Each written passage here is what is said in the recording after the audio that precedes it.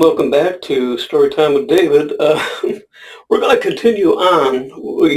Yesterday we started to read my newest Rocky Stone story, The Reporter, and we got to the point where he had thought he found the missing person and approached him and I guess took it a little too hard and ended up getting punched in the face. So we'll continue on where we left off and see what happens. I finished this morning at about 2 o'clock. So, I'm working hard on these. So let's see. Let me go back a little bit just to kind of get to. The man arrived and headed off to his room. Rocky interrupted him, asking for a moment of his time. Rocky introduced himself and got right down to what he wanted. My name's Rocky Stone of the Sentinel, and I want to help you. The man raised an eyebrow but didn't offer to introduce himself. I don't need any help. He turned to walk away. Rocky lashed out and caught the man's arm, stern tone entering his voice. Think of your family then. A right cross to the face and Rocky staggered back, landing on the floor. The man made a dash for his room, groaning deeply. Rocky saw pretty well which room he went into as the fire door closed. I guess I better bring Morgan into it. He called Sheriff Morgan and asked him to come to the Y and help talk some sense into Jack Foreman. Hold on a second. Was that?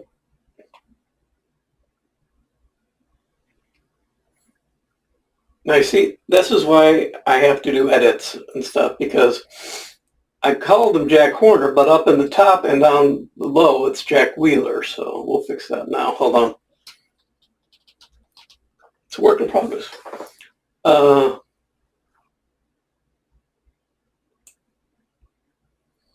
see. Jack Wheeler. Here's another one. See, okay. He called Sheriff Morgan and asked him to come around to the Y and help him talk some sense into Jack Wheeler.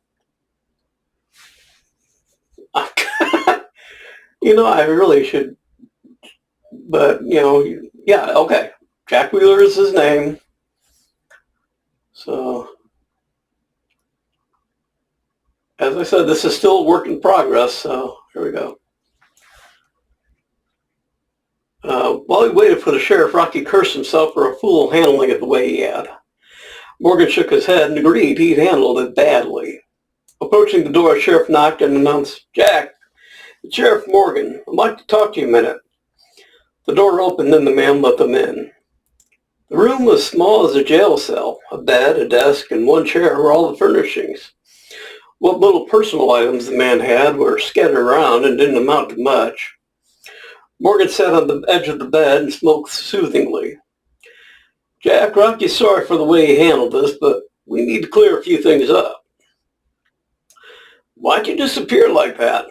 The man addressed Jack looked up with red-rimmed eyes as though he'd been crying. "Well, I couldn't face it anymore. I just needed to get away from everything. It was too much all at once. I don't even want to remember." Morgan squatted in front of Jack. "Son, you can't mean you don't want to remember your family. Sometimes they're the only reason a man has to keep going." The man looked up. "I know, but when they died, I lost that reason." "Died?" The man slumped in his chair. "It's been 2 years now since they all died in a car crash. I left everything and walked away. I've been running ever since." Rocky was about to interrupt when Morgan held out a hand. "Son, I think I understand how you feel. I lost my wife in a car accident too.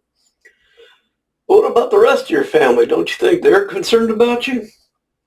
"Yeah, I'm sure my mom and dad are plenty worried. I've never been too clear in the head. That's why they kicked me out of the Navy. I'd get confused.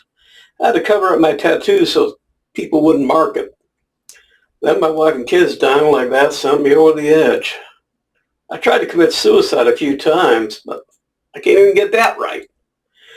Guess I'm just a coward." Morgan asked his name. John Wheeler, but most everyone calls me Jack. Morgan patted Jack on the shoulder and let the man have his cry out. When he recovered, Morgan had a good idea of his next move. Son, pack your things. I'm taking you home.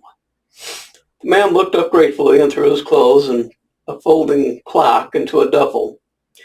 Rocky stayed with him while Morgan went to check if the man owed anything.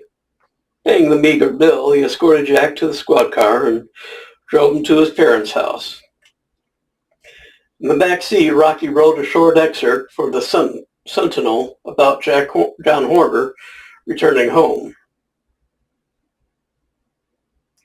See, I gotta fix that too. Wait a minute. Okay, this guy's name is John Horner.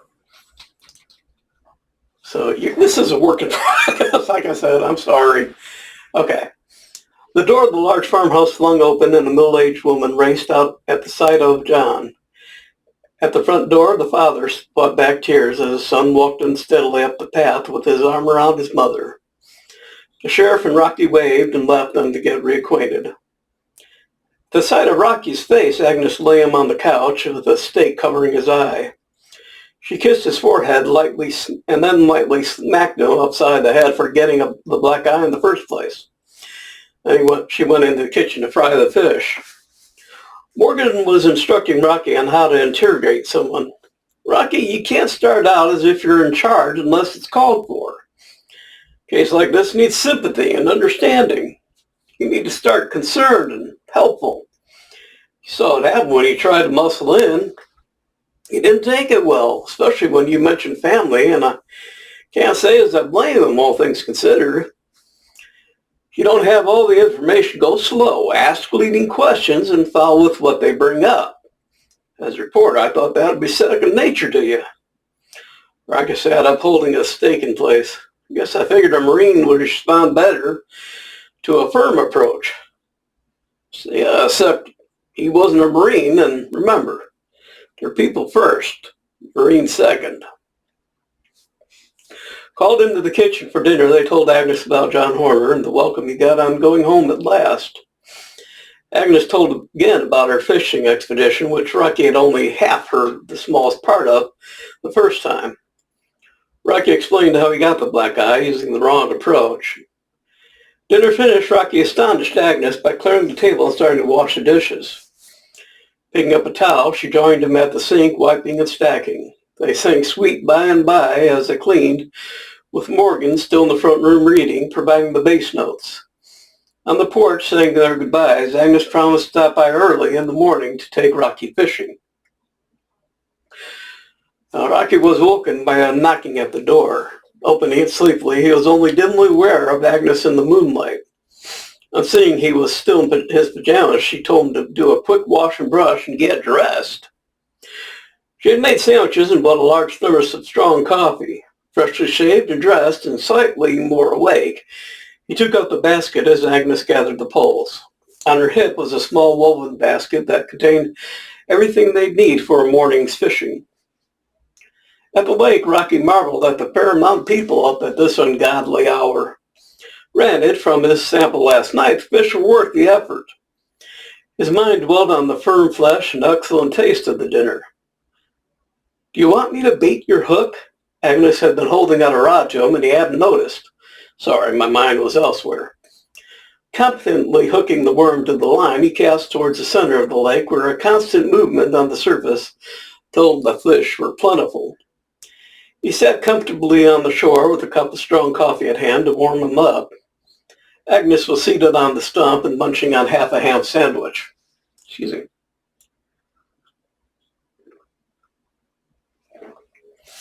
A rustling and the sound of twigs snapping announced another fisherman approaching. A man in dark waders and a warm shirt approached from the bushes. In the dim light, his face was almost invisible behind long hair and a beard and mustache. He greeted Agnes with a "Logan, ma'am." It was the tone of the ma'am that made Rocky snap. It was not said the way people in town said it. There was an inflection that was distinctly military. He wanted to see this newcomer's face, but in the darkness it was impossible.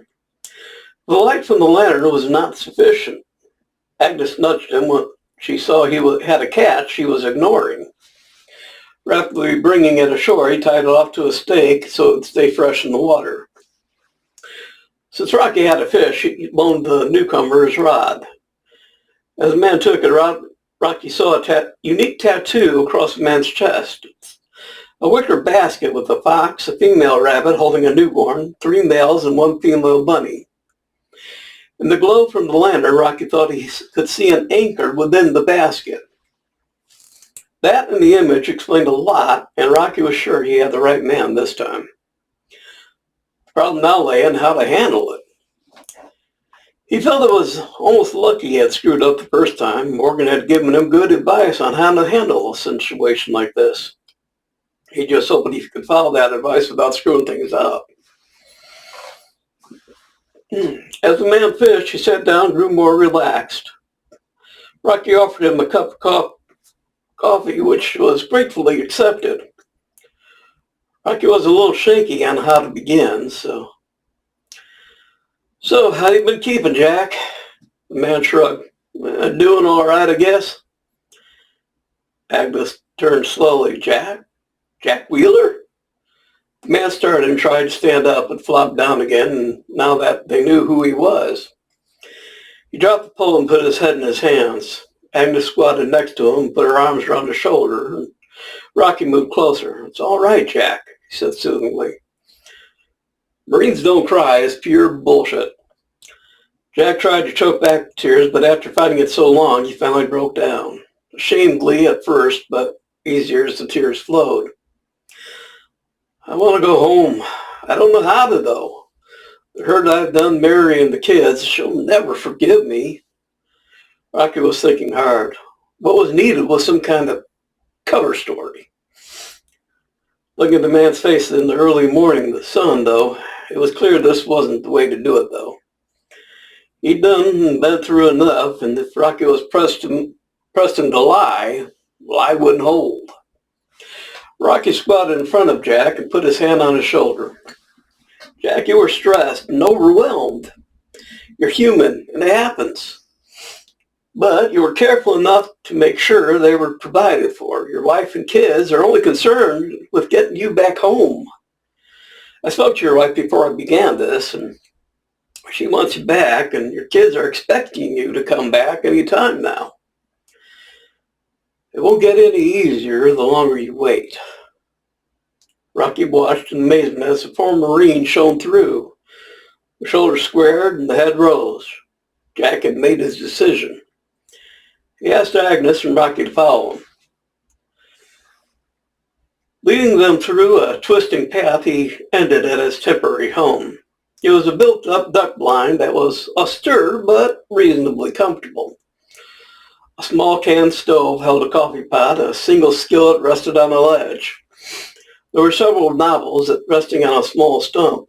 His bed was a woven grass mat lying over a mound, with another woven mat acting as his cover. Rocky took several pictures at Jack's request to be held until called for. Agnes led him to her car and filled a cardboard box with his belongings. These she would hold until he wanted them back. Stopping half a block away, Jack got out. Agnes and Rocky stood beside him as he gathered his courage. Shaking Rocky's hand and giving Agnes a hug, he squared his shoulders again and walked the rest of the way home. Seated in the car, they waited. When a scream of delight and shouts of "Dad's home" reached them, they knew it was time to leave. Rocky closed the case with Morgan. The state police were notified that Jack had returned, and Rocky explained what had happened to his editor. Now, they all agreed that there would be no story about it in the Sentinel. So that's his first chapter. I've already started chapter 2. I've got about a paragraph and a little bit more ready to begin. So I started that this morning after breakfast. So again, you've got the whole thing now. I'd really like to hear your comments and let me know what you think. Let me know if obviously it needs some editing. Don't beat me over the head about that. But let me know what you think of the story, especially the ending, if that was a good one. I'd appreciate your comments. I appreciate your stopping by and hanging out with me, and I look forward to seeing you on my next reading. We'll be going through the entire book, not all at once. We'll do, piece by piece of Mystery in My Pocket, which is now out on pretty much everything I can put it on. So it's on Barnes & Noble, which is the link I'm using here. It's on Amazon. It's on a whole bunch of, out-of-the-way places, so you can find it pretty easy. And I'd appreciate you buying it. But I don't mind sacrificing a few sales if I can get people to hear my stories. So I look forward to seeing you again.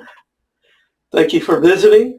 And I look forward to seeing you tomorrow when if not tomorrow, the day after, when we start doing our readings from A Mystery in My Pocket. So have a good day. Thanks for coming by, and I will see you on the next reading. Bye-bye.